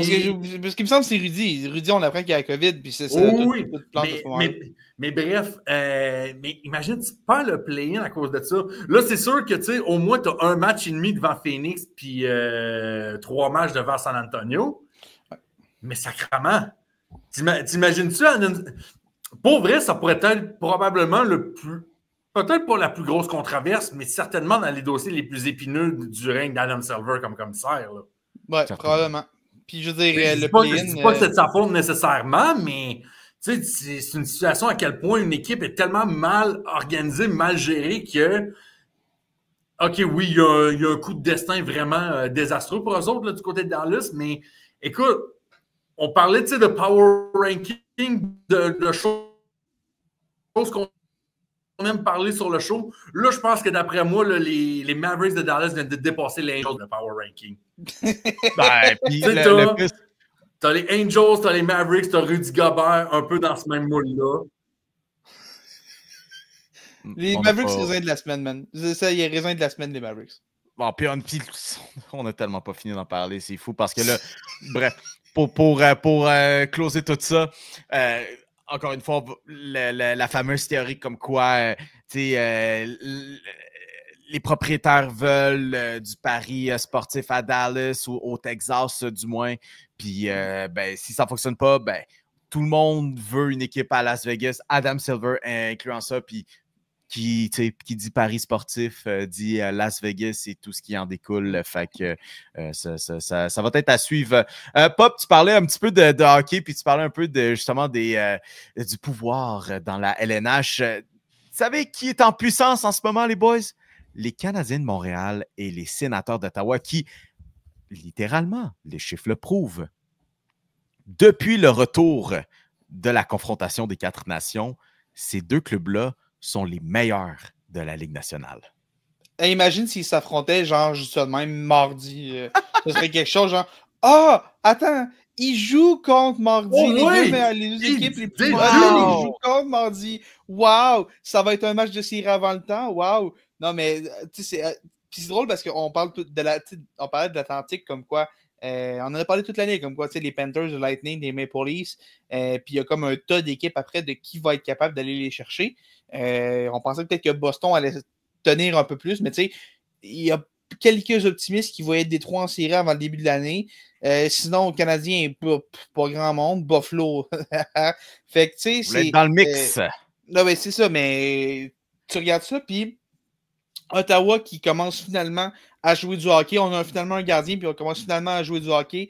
Hostie qu'il était temps que ça arrive à Ottawa. Coïncidence. On en fait un goaler, on joue bien. Quel hasard. C'est comme si c'était le problème que tout le monde disait depuis des années, qu'on trouve finalement une solution, puis bouffe, tous les problèmes sont réglés. Quel hasard. Puis tu sais, Ottawa, ça va bien, puis même le Canadien, c'est une des belles histoires de cette saison dans la LNH. Je veux dire, en novembre, ça voulait la tête de Martin Saint-Louis. Patrick Laine était blessé. Ryan Backer était blessé. On est en train de se dire que c'était une année complètement perdue pour le Canadien encore. Ça commençait à parler de James Higgins au repêchage, de Matthew Schaefer, puis tout ça. Puis depuis le mois de décembre, en fait, en général, depuis que Patrick Laine est revenu, depuis qu'Alexandre Carrier est arrivé, cette équipe-là est parmi les meilleures équipes de la Ligue. Depuis le retour des 4 nations, c'est littéralement la meilleure équipe de la Ligue, mais si je ne me trompe pas, c'est depuis 2 mois. C'est le Canadien 3e meilleure équipe de l'Est. Niveau de l'affiche, ça n'a aucun sens. C'est vraiment une puissance. On est rendu à 3 mois d'échantillons sur lesquels cette équipe-là est une puissance de la Ligue. C'est assez surréel comme revirement. Puis c'est arrivé en plein milieu de la saison de nulle part. Puis tant mieux, c'est cool. Ça donne des matchs vraiment cool. Hier, contre les Panthers, au Centre Bell, le toit a menacé d'exploser, je pense, 8 fois. Chaque fois qu'il y avait un but, il y a eu une vague de 10 minutes, Calvas. Une vague de 10 minutes des estrades. Ça criait olé olé à tout bout de champ. Ça a battu les Panthers. Puis, même quelle grosse victoire hier encore. Cette équipe-là qui joue pour 800, 80% des points qu'elle fait ramasser depuis le retour des 4 nations a perdu juste une fois en temps réglementaire. La fois est-ce que Dustin Wall s'est transformé en Dominique Hachek. Fait que tu peux pas faire grand-chose contre ça. Mais cette équipe-là joue du gros hockey. On n'a pas de deuxième centre, puis on réussit quand même à trouver des. Attends, on n'a pas de deuxième centre, puis on a arguably perdu notre défenseur numéro 1 pour le reste de l'année. C'est malade. Puis tu as des Midov qui s'en viennent l'année prochaine. Tu as des Michael H qui s'en vient éventuellement. Jacob Fowler, probablement au terme de la saison, probablement à Laval pour lui commencer. Tu as des linebackers dans le pipeline. Tu as Mayu. Tu regardes l'état de cette équipe-là, puis c'est difficile de ne pas être optimiste. Je veux dire, ça peut mal aller, ça peut rapidement mal virer, mais à date, tu regardes ça, puis tu te dis, man, cette équipe-là est à 1 point des séries. Les Rangers jouent en ce moment. J'ai aucune idée du score de ce match-là. Ils jouent contre les Oilers. Ça. Mais même si les Rangers peuvent perdre ce soir, le Canadien serait à 1 point des Rangers et de la dernière place. Avec 2 matchs en main. Avec 2 matchs en main. Avec 2 matchs en main. Avec un shootout contre Ottawa mardi, ça va être. Ce match-là, là, ça va être quelque chose. Ces deux équipes-là ont une rivalité. Ça a une importance que ça a rarement eu dans les dernières années, ce duel-là. Au Centre Bell, qu'on a vu de quoi ça a donné samedi, sérieusement, ça va être un sacré show mardi soir. 3 choses. De 1, le feel-good moment de cette victoire-là, c'est de voir les yeux de Jacob Dobèche qui voit la... Jacob Dobèche a découvert la vague hier soir. Il était au banc hier soir, puis il regardait ça, puis il était genre, what the fuck, c'est quoi ça? Puis c'est ça, Montréal. Deuxième affaire, on est en fin de deuxième période et c'est l'égalité 1-1 entre les Rangers et les Oilers en fin de deuxième période. Et les gars, je veux juste vous poser une petite question. Le Canadien de Montréal est à quelle position dans la Ligue nationale depuis le 1er décembre 2024, soit à peu près depuis que Patrick Laine est revenu? Ah, sérieux, ils sont top 5, je pense. Ils sont pas top 5. Ils sont pas top 5. 8e. Sont 11e. Montréal est 11e dans la Ligue nationale. OK, je vais juste vous dire, on est genre à 4 points des Sénateurs qui sont genre 5e. OK, c'est ça, on n'est pas loin. On n'est pas loin de la 5e place. Mais le Canadien, depuis le mois de décembre, joue pour 600. C'est incroyable. C'est incroyable. Puis, mais là, pour la course aux séries, il va falloir être prêt parce que ce ne sera pas facile. Il va falloir jouer de l'Est du hockey. Là, on est sur un gros hot streak, puis il faut que cette séquence-là reste d'ici la fin de la saison. Ça ne peut pas se calmer parce que si ça se calme pour eux autres, tu sais, Ottawa est pas mal fait, Ottawa, là, rentrant en série. C'est pas mal réglé. Puis moi, je regarde les Rangers, j'ai peur. C'est ça, les Rangers. C'est pas de rire d'eux autres en décembre qui, on disait, qu'ils allaient full blown out toute l'affaire. Mais moi, je trouvais ça inconcevable que ça allait rester comme ça. Puis regarde aujourd'hui. Ah, exact, mais tant mieux. Les Blue Jackets sont là aussi, man. Fait que ça va être une grosse bataille. Puis le Canadien ne peut pas se permettre d'échapper des points. T'sais, sérieusement, le match de mardi, c'est. Match d'année. Ils ne peuvent pas se permettre de perdre ce match-là. C'est laquelle. Ben, tous les matchs, ça va être ça aussi. Là. Je veux dire, je sais pas, ça fait combien de fois qu'on disait c'est le match le plus important, le match le plus important. Mais, chaque match de la fin de l'année va être le match le plus important. Exact. Mais là, à quel point, là, pour les gens à la maison, là, la ramification contre les sénateurs, c'est important. Comme oui, là, il y a en date qu'on enregistre ça, il y a 6 points d'écart entre les deux équipes, là, ce qui est 3 victoires. Là. Puis je pense qu'ils ont tant de matchs à jouer, mais les gars, ce que je disais avant qu'on enregistre, c'est que là, oui, les sénateurs, là, eux autres, ils jouent leur place dans le wild card, mais là, ils ont les Maple Leafs dans leur mire. Puis pas seulement les Maple Leafs, ils ont aussi le Lightning parce que là, encore une fois, qu'on enregistre ça, ils sont à 77 points. Les Maple Leafs et le Lightning sont 81 points chacun d'entre eux. Toi, t'as 77, sénateur, 77. J'ai dit quoi, 76? Toi, t'as 67. Mais, il y avait comme 14 points, ça marchait pas. Oh my God, moi, je pensais que j'avais dit 77, excusez-moi. Mais bref, moi, je suis Toronto. Toronto va... Je ne sais pas la dernière fois que Toronto aura souhaité autant une victoire du Canadien de Montréal une fois dans sa vie. Mardi soir. C'est vrai. Parce que si tu regardes ça, Ottawa continue de monter. Si je devais en choisir une, pour moi, Ottawa, c'est l'équipe la plus haute de la Ligue. Montréal, c'est le fun, mais Ottawa, on l'a vraiment d'un wagon en ce moment. Depuis 4 nations, Montréal a une meilleure fiche qu'Ottawa. En tout cas, sont égales ou quelque chose. Genre 7-1-2 puis 7-2-1. Oui, c'est Canadiens sont à 800, Ottawa 750. OK, mais bref. Mais oui, ça. Mais je regarde ça et je me dis, Ottawa sont pour de vrai. Tu sais, Montréal, tu peux encore dire, il y a peut-être des points d'interrogation. Pour moi, Ottawa, pas que c'est réglé, là, mais tu sais, on vient tellement de faire un gros pas dans la bonne direction pour se qualifier en séries éliminatoires. Pendant ce temps-là, tu as des clubs comme Detroit, Columbus qui est en chute présentement. Puis pendant ce temps-là, tu as genre Pittsburgh qui a genre gagné leurs 4 derniers matchs. What the fuck? Je me ferai pas avoir cette année. Non. Je vais pas accepter. Check bien ça va continuer pendant 2 semaines, puis là, il va y avoir du monde qui vont dire ouais, si Pittsburgh font les séries, on met-tu Crosby au Hart dans la discussion pour le trophée Hart? Ça revient chaque année, pas vrai. Je me ferai pas avoir cette année. Ne vous laissez pas berner, ça arrive à tous les années. Mais cette course aux séries dans l'Est, c'est du cinéma. On va s'en rappeler. 100%. Puis on parle beaucoup de celle dans l'Est parce que, bien évidemment, le Canadien est là. Puis il y a tellement d'équipes qui sont là. Mais dans l'Ouest, il y en a aussi quand même une cool pour la dernière place. Honnêtement, le top 7 est comme pas mal réglé dans l'Ouest. Là. Il reste comme une place. Sauf que cette place-là, ça va être une bataille jusqu'à la fin. Tu as les Canucks, les Flames, Utah qui sont là aussi. Ça va pas être une lutte entre les trois. Saint-Louis dans ouais, Saint-Louis. Mais Saint-Louis ont perdu Perico. Ils sont comme un peu en arrière quand même. Là. Mais. Tu sais, man, Utah joue tellement une belle saison. Les gars vont revenir de blessure. Calgary, t'as Dustin Wolf qui est un littéral. Mauvais jeu de mots, mais c'est un animal. Puis, tu sais, t'as les Canucks qui. Elias Pettersson s'est rappelé comment jouer au hockey. Grande nouvelle. 4 buts en 5 matchs pour Elias Pettersson. Incroyable. Mais ça va être une grosse lutte aussi dans l'Ouest. On en parle beaucoup moins, là, mais cette lutte-là est super intéressante de surveiller. Tout ce que je tiens à dire pour les partisans des Canadiens et même à Juraj Slafkovský lui-même, c'est juste imaginer s'il jouait comme il joue en moitié de saison, mais à partir du mois d'octobre, tu sais. Non, j'ai fait le calcul cette semaine, là.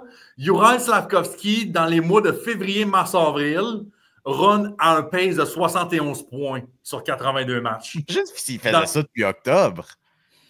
Dude! Cette équipe-là, un trio. Puis, honnêtement, le Canadien, c'est simple. Si Suzuki, Caulfield ou Slav se blessent, la saison est terminée. Il y a un trio qui fonctionne. Les 3 autres trios ne font fuck all. Je m'excuse, mais c'est qui donne le gros goal à la victoire samedi soir? Hey, gars, de temps en temps, son chanceux, il y en a un qui ramasse un petit peu. Bon, c'est ça. Parlez-moi pas de Christian Dvorak. Tu regardes tout ton... T'as Patrick Laine aussi. Patrick Laine qui marque en avantage numérique. Il y a ça aussi. Mais, tu sais, man, je veux dire, Emil Heinemann n'a pas marqué depuis qu'il s'est fait travailler par un char. Ça fait longtemps, là, mais il n'y a pas un but depuis ce temps-là. Jake Evans, Joël Armia ont des rôles de soutien, mais c'est plus les gars qui marquaient des buts comme ils marquaient au mois de décembre. Ton troisième trio avec Dvorak, Anderson, Gallagher. Juste qu'Anderson soit encore dans l'alignement, c'est déjà un miracle. Dvorak, je vais lui donner quand même, joue du gros hockey ce temps-ci. Puis la défense, je veux dire, Lane Hudson joue du hockey, qui a pas de... Mike Matheson joue tellement du gros hockey ces temps-ci. Là. Ce gars-là joue des 28 minutes par game. Non, mais le slander, il était temps que ça arrête. Il était tellement temps que ça arrête. Puis, moi, je me souviens, Matheson, j'ai longtemps dit, ce gars-là est juste pas dans sa chaise numéro 1. Le jour où Matheson va être un vrai numéro 3 à Montréal, là en ce moment, il est numéro 1B, mettons, c'est lui puis Hudson, mais le jour où Matheson va être enfin dans la bonne chaise, les gens à Montréal vont tellement l'aimer. Puis là, Matheson est enfin un peu dans sa bonne chaise, les gens commencent à l'aimer pour vrai, puis il est temps qu'on lui donne l'amour. Puis Samuel Montembeault, depuis le retour des 4 nations. Man! Carey Price, man. Carey Price est revenu. Hier, son arrêt de la mythe, si t'as pas vu Carey Price, tu mens. C'était l'arrêt Carey Price qui a fait. Mais dans le cas de Montembeault, puis ça, ce qui est le fun un peu, parce que c'était un peu ma critique de Samuel Montembeault dans la fameuse séquence de décembre-janvier, c'est Jacob Dobèche, peu importe contre qui, peu importe quand, tu pouvais le mettre dans le filet, le Canadien allait chercher des points d'une façon ou d'une autre. Allait chercher des points, ce qui n'était pas le cas de Samuel Montembeault. Un peu moins. Il était capable d'aller chercher des victoires, mais tu sentais que à la seconde, Jacob Dobèche allait devant le filet, tu ramassais des points. Puis je trouvais que Samuel Montembeault ne faisait pas totalement ça. Et là, en ce moment, c'est quoi? C'est 6-0-1 à ses 7 derniés départs. Là, depuis le retour des 4 nations, 6-0-1. On n'a pas perdu en temps réglementaire. Préparez-vous, il va falloir qu'il goal des matchs pas après la fin de l'année. Sérieux, Dobèche est bon, là, puis je pense qu'on l'a vu, là, mais ça va être Montembeault. Ça va être le show à Montembeault, puis Montembeault va les amener aussi loin qu'il peut. En ce moment, là, on parle du premier trio, on parle de Lane Hudson, on parle de Mike Matheson, mais Samuel Montembeault est la raison des succès de cette équipe-là. Les gens ont donné de la merde parce qu'il était seulement 3e. Puis je me rappelle le fameux meme de quand on le voyait aller chercher sa médaille au tournoi des 4 Nations. C'est le gars qui a eu la bonne note dans le projet, mais qui n'a rien fait. Ben, le seul qui n'a pas de jersey, man. C'était tellement triste. Le gars a pris ça personnel que Jordan Bennington aussi, puis des gardiens sans dire de cette trempe-là ou de ce tiers-là, mais tu sais, c'est effectivement pas des gardiens qui gagneront le Vézina, mais tu sais... Tu aurais pu interchanger un peu tout le monde, ça n'aurait pas fait une grande différence. Là. Exactement. Puis, tu vois... En ce moment, il goal out of his mind. Puis il a pris vraiment juste un autre cran. Puis au début de l'année, on s'était dit, ben, c'était son spot, c'était le numéro 1. Puis même quand Dobèche est arrivé, je me rappelle encore. Puis il y en a à la maison qui se rappellent encore de ça. Qu'il y en a qui ont scandé pour que Samuel Montembeault se fasse remplacer par Jacob Dobèche pour le premier poste de gardien. Puis Dobèche, encore une fois, comme je l'avais dit, fait de l'excellent job. Mais c'est normal que ces succès-là ont régressé. C'est normal qu'ils ne goalent plus pour du 9,50 avec en dessous de 2 buts alloués par match. C'est normal. Ouais, il est encore très solide. Puis, tu sais, Montembeault, je reviens un peu à ça aussi. C'est à se demander si le fait qu'il n'ait pas gardé les buts, ce petit 2 semaines de congé-là qu'il y a eu, ça lui a pas fait du bien. Ah ben oui. C'est pas un gars qui a une habitude de garder beaucoup de matchs. Je pense que c'est 41 sur seulement en carrière, a déjà dépassé ça cette saison. Puis il s'enligne pour le 60. C'est ça, il va se rendre à 60. Puis tu regardes le premier trio, Nick Suzuki, Cole Caulfield, Slav, ces 3 gars-là n'ont pas joué aux 4 Nations. Prendre 2 semaines. Lane n'a pas joué. Lane Hudson qui arrive la NCA. C'est des NCA, c'est 45-50 matchs par année. En fait, Lane Hudson a joué plus de matchs cette saison qu'il en a joué, je pense, dans toute sa carrière universitaire. Là. C'est clairement un seulement en carrière en une saison. Là. Fait que c'est des charges de travail que ces gars-là, de plus en plus, les matchs sont importants. On a beaucoup besoin d'eux parce que la profondeur est mince. J'ai vu Michael Pezzetta jouer cette semaine. Là. La profondeur est mince, fait qu'on a vraiment besoin de ces gros. Ton premier trio, tu as besoin de tes gros défenseurs. Mike Matheson est habitué, ça fait une couple d'années qu'il le fait. Lui, c'est moins important pour lui. Ça a quand même dû faire du bien de 2 semaines, là, mais Montembeault n'est pas habitué à ça, Hudson n'est pas habitué à ça, ton premier trio est moins habitué à ça. Fait que c'est juste de prendre ces 2 semaines-là, ça va faire du bien beaucoup. La grosse affaire qui ressortait de ce voyage-là, c'est les Canadiens qui sont partis justement avec 6 défenseurs, puis. C'est passé proche de devoir en manquer avec les blessures puis se retrouver à peu de défenseurs. On joue un peu avec le feu, mais heureusement. Attends que Kaden Goulet revienne dans 2 semaines, man. Ça va être malade. Le capitaine. L'assistant capitaine, futur assistant. Mais les top de... C'était quoi? C'était quand je checkais la poire et le fromage que les gars disaient moi je le vois comme capitaine. Tu sais quoi? Oui, 100%. C'est pas impossible. Ça fait des années que c'est comme comparé à chez Weber un peu à ce niveau-là. Là, puis je parle pas du joueur, là, je parle de l'attitude du gars. Je pense pas que tu peux l'enlever à Suzuki, exact.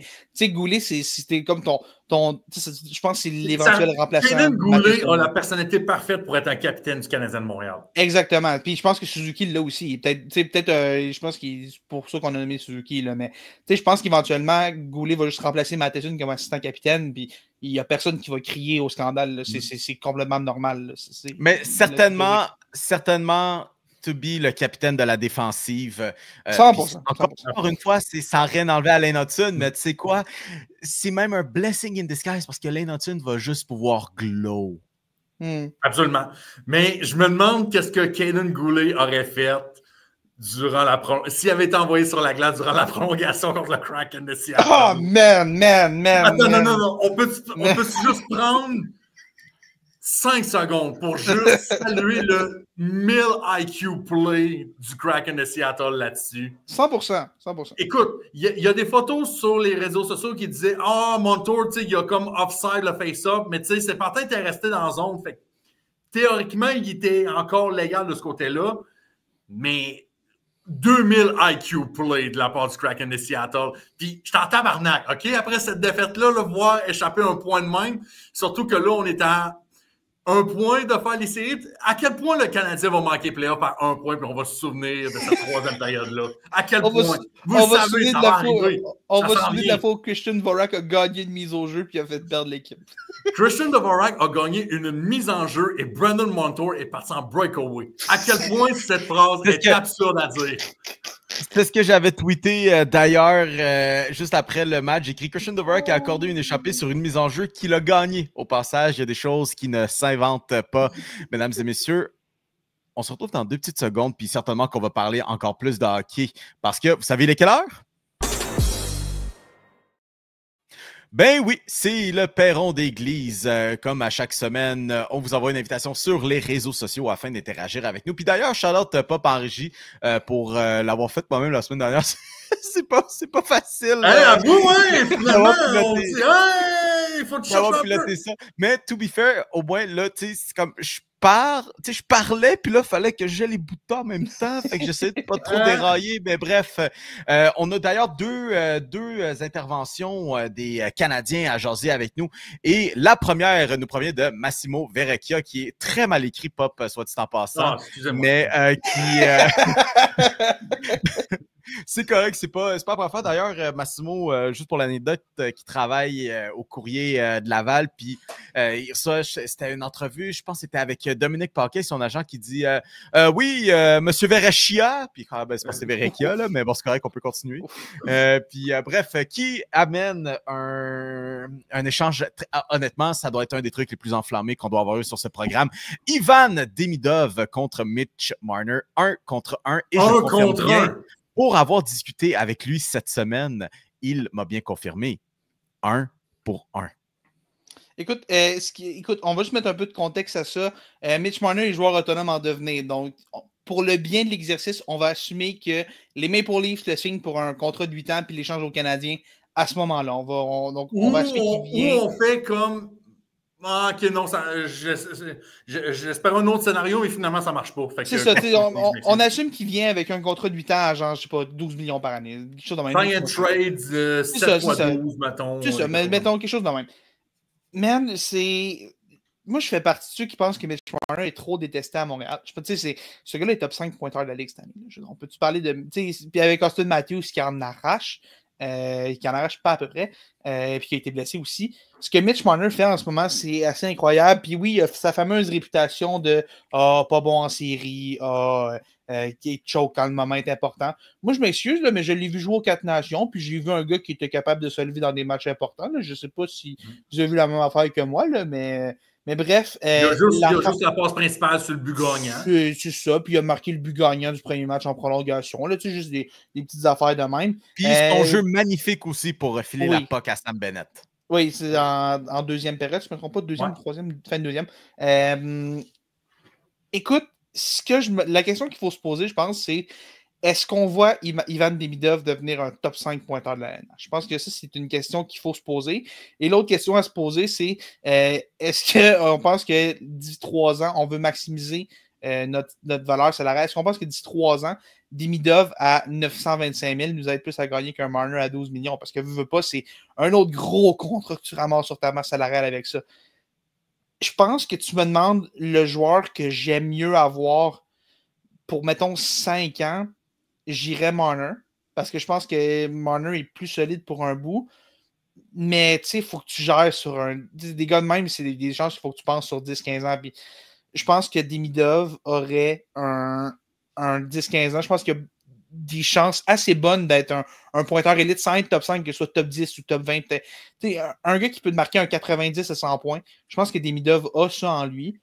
Puis je pense que, étant quasiment une dizaine d'années plus jeune, je pense qu'il faut que tu fasses confiance à Demidov. Il faut que tu fasses confiance en ton développement du kid. Puis tu as un entraîneur qui, clairement, est capable de développer ces gars-là. On a vu quand il est arrivé, a relancé Cole Caulfield. Lane Hutton, ça va bien.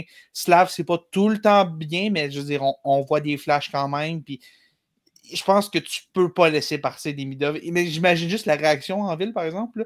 Ce serait, je pense qu'il y aurait peut-être une émeute dans les rues. Mais puis l'autre affaire aussi, est-ce que Mitch Marner, fan des Maple Leafs depuis qu'il est tout petit, voudrait jouer pour Montréal? Je pense qu'il y a peut-être de ça aussi. J'aimerais ça. Moi, honnêtement, si le Canadien veut signer Mitch Marner cet été, je vais être le premier à être content de donner 14 millions par année. Je m'en sac signer Mitch Marner. Tu as de l'argent, garde-toi, tu as tellement d'argent, utilise-le. Mais, man, je pense pas que tu peux faire cet échange-là. Je pense que c'est beaucoup trop risqué. Mais c'est super intéressant. Je pense que ça dépend de ta philosophie de est-ce que tu veux vraiment être all-in d'ici 5 ans? Puis la façon que tu vas être all-in, c'est est-ce que tu veux avoir Demidov et un autre joueur ou tu penses que Mitch Marner va être. Demidov n'atteindra jamais proche du niveau de Marner. Je pense que c'est comme ça pour moi. Hop. Puis, mais tu sais, quand les dieux du hockey, à quelque part, on ne sait pas s'ils existent pour de vrai, mais s'ils existent, on t'a donné un cadeau du ciel en probablement le meilleur joueur de la Ligue nationale qui appartient à une équipe qui ne joue pas dans la Ligue nationale en ce moment. Ivan Demidov. Tu vois les classements de ce genre, Ivan Demidov est considéré comme le meilleur espoir à ne pas encore jouer dans la Ligue nationale en ce moment. Les dieux du hockey t'ont donné cette opportunité d'avoir ce joueur-là. Tu sais, je suis sûr qu'on refait le repêchage maintenant, là. Puis, c'est pas Félix et Mio qui, de la triple menace, qui fait ça, mais tu sais, des dirigeants hockey, des gens qui sont vraiment dans le milieu, tu leur demandes, hey, on refait le draft 2024, là, ça fait même pas un an que c'est fait. Moi, je m'excuse, mais Ivan Demidov ne quitte pas le top 2, là. Tu penses que les Blue Jackets prennent un mulligan en esti, en tout cas, je te le promets. Écoute, ça a pris une montée fulgurante de Beckett Seneca pour se ramasser. Même lui, il ne s'attendait pas à ce qu'il sorte 3e chez les Ducks d'Anaheim. Oh my God. Et tu as Caden Lidstrom qui a réussi à se faufiler chez les Blue Jackets de Columbus. Les dieux du hockey ont été de notre côté ce soir-là. On a eu Demidov. Pourquoi le shipper? C'est ça. Pourquoi le shipper? Je comprends que Mitch Marner, c'est un gars de 90-100 points facile dans son prime année après année. Je comprends ça. Mais tu as eu cette opportunité-là, garde-le. Est-ce que si on avait échangé Carey Price au lieu de Yaroslav Halak en 2010, on l'aurait-tu regretté aujourd'hui? Tu sais, quand tu as des steals de même ou des potentiels vols de repêchage de même, au 5e rang, les deux, soit dit en passant, petite coïncidence, avec les Blue Jackets pas loin non plus, tu le gardes. Moi, j'aime comment. Tu sais, ce take-là, il est hot, j'aime ça, mais tu forces à rien. Tu sais, tu as fait ta job, tu as eu le joueur que tu voulais. Essaie pas de Galaxy Brain toute l'affaire. Fais-toi confiance, puis garde ce que tu as, puis développe-le.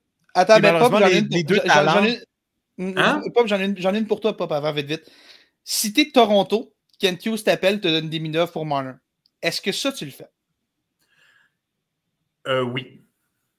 Ah ouais? Moi, si je suis Brad... Marner accepte de signer quand même. Tu peux garder Marner, t'as le choix. Fait que si, mettons, je suis Brad Treliving, puis que Mitch Marner me confirme via son agent que lui signé au bon prix 8 ans à Toronto, il est prêt à se commit.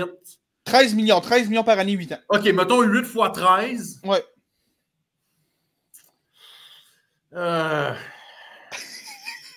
C'est fou, hein, que Bob me paraît littéralement du meilleur prospect nord-américain. Non nord-américain, pardon, à pas être en LNH encore. Puis c'est parce que c'est comme pas arrivé que le Canadien ait un tel talent. Nommez-moi le dernier joueur qui n'est pas un gardien à avoir autant de potentiel que le Canadien a repêché. Il y a eu un hype sur Caulfield puis Hudson, mais Demidov, je pense que c'est une affaire au-dessus. Et voilà. Mais tu sais, Caulfield, j'étais comme, ouais, c'est un sale joueur, mais c'est après ça, quand il y a eu ces saisons en NCAA, que t'es comme, OK, non, c'est vraiment spécial. C'est pareil comme Lane Hudson. T'es comme, ces gars-là, c'est arrivé post-repêchage, c'est vrai. Exact. Sinon, Lane Hudson, c'est un gars qui t'est arrivé dans les mains, que tu dit merci, je vais le prendre. Cole Caulfield, c'est la même affaire. Puis, quand tu as des affaires de même, tu les gardes. Je pense que le seul où je me suis réellement emballé, parce que 2005, je peux pas vous dire que je me rappelais, mais un que je me suis vraiment emballé pour, c'était Mikhail Sergachev, parce que un bon talent comme défenseur offensif. On voit ce qui est arrivé justement, puis c'est un bon parallèle avec la question sur ce sujet-là, d'échanger un joueur établi pour un prospect, puis c'est sans rien enlever à Jonathan Drouin qui a eu aussi ses problèmes en dehors de la glace, mais vraiment le produit hockey, malheureusement, du côté des Canadiens, on n'a pas eu ce qu'on souhaitait. T'sais. Mais Pop, tu t'en sors pas, hein? Est-ce que tu fais les choses? Non, je sais, j'y pense encore. Moi, celle-là, je la trouve. Moi, j'ai beaucoup plus de facilité avec celle-là. Tu sais, on dit beaucoup de. Tu sais, je pense qu'on accorde plus d'importance, ou du moins, on ne met pas assez d'importance sur les relations dans le vestiaire. Ouais. Tu sais, je pense. Mettons, si je suis Brad Treliving, que je rencontre mon capitaine demain matin, puis je lui dis, écoute, Mitch Marner, je viens de l'échanger au Canadien de Montréal. Même si on a eu Ivan Demidov pour, imagine qu'est-ce que ça envoie dans ton core four. Et personnellement, je suis le gars qui vend depuis 2 ans que le core four, ça ne marche plus. Tu sais, moi, je dis encore, Toronto ne doit pas re-signer Mitch Marner. Juste pour dire, brasser la soupe à quelque part. Faites quelque chose. Vous ne pouvez plus ramener ce quatuor-là à Toronto. Ça ne marchera jamais. Mais, tu regardes Austin Matthews et tu dis, hey, Mitch Marner, je viens de l'échanger. John Tavares, tu dis quoi à John Tavares? Tavares, il s'en va pendant la saison morte. C'est presque sûr. Mais tu sais quoi? Si je suis Brad Treliving, moi, je fais cet échange-là. Mais je comprends pourquoi tu le ferais, par exemple. C'est ça, parce que c'est la critique qui revient avec les Maple Leafs. Tu as tellement d'argent d'investir dans ton top 4, dans ton core 4, puis faut que tu sais, je pense que si tu libères un gros salaire, oui, tu perds un gars comme Marner qui est excellent, puis oui, peut-être que première année, tu t'affaiblis, parce que Marner reste un des meilleurs alliés de la Ligue, peut-être un des 5-10 meilleurs alliés de la LNH, même si à Montréal, on aime ça le détester, ça reste un énorme talent, Mitch Marner, mais je pense que, tu sais, si tu ramasses un gars comme Demidov qui a ce potentiel-là d'être, en tout cas, un allié élite dans la LNH, puis que tu enlèves un 12 millions complet de ta masse salariale, je veux dire, ça t'aide tellement si t'es Toronto. Ivan Demidov, à sa 3e année de contrat, pourrait être immensément sale. Immensément sale. Mais Matthew Nice, sa première année, était déjà un morceau important à Toronto. Je veux dire, je ne changerais pas Matthew Nice pour Mitch Marner, là, mais tu comprends, je pense qu'il y a quand même moyen de remanier tes forces. Je pense que c'est là que ça serait avantageux pour Toronto, mais même si je suis le Canadien, j'aurais peur de le faire. Je comprends pourquoi on le ferait, puis je pense que ça améliorerait le club dans l'immédiat. Mais si tu penses dans une logique de 10-15 ans, c'est vraiment risqué de laisser partir des Demidov. Vraiment risqué. Puis finalement, qu'on va, on va essayer d'abréger un petit peu, mais c'est un débat qui me fait tellement chier, mais qui nous provient de Mathieu Vachon sur Facebook qui dit « À mon avis, être un bon marqueur ne veut pas nécessairement dire que tu es un bon joueur de hockey. Les gens ont tendance à mélanger les deux. Exemple simple, Cole Caulfield est un très bon marqueur, mais pas un bon joueur de hockey. Ma question est donc la suivante. Qu'est-ce qui est le plus important, un bon marqueur, Caulfield, ou un bon joueur, disons un Sam Bennett? » Je veux juste revenir à Caulfield et pas un bon joueur de hockey. Je prends un petit peu parce que il y a 2 ans, j'aurais été d'accord avec. Mais il y a 2 ans, j'aurais été d'accord. Mais depuis 2 ans, Caulfield travaille sur son jeu défensif. Puis, ce sera jamais un gars qui va gagner le Selke, mais les affaires de Caulfield est un boulet puis tout. Non. Caulfield n'est pas élite défensivement, mais dans le rôle qu'il a avec Nick Suzuki et Juraj Slafkovsky, Caulfield est le joueur parfait pour le Canadien. Puis, idéalement, moi, j'aurais aucun problème à ce qu'à long terme, Caulfield soit sur un deuxième trio, qu'on ait quelque chose comme Demidov, Suzuki, Slafkovsky, puis que Caulfield soit avec un éventuel deuxième centre qui mène idéalement aurait été Matthew Beniers. On lance ça dans le Matthew Beniers. J'adorerais Matthew Beniers. J'aurais aimé ça que ce soit Kirby Dach, mais regarde, je peux pas rien assurer avec Kirby Dach en ce moment. Puis, je pense que Caulfield reste un excellent joueur. Je pense qu'on sous-estime sa contribution sur 200 pieds. C'est comme je te dis, il ne va jamais gagner un Selke, mais est rendu au moins passable. Pour un gars qui peut marquer 40 buts, juste d'être passable dans sa zone, j'ai aucun problème avec ça. Fait que je pense qu'à ce niveau-là, ça te prend des gars comme ça. Mais la question de Mathieu reste intéressante parce que je pense que c'est 2 philosophies qui sont différentes.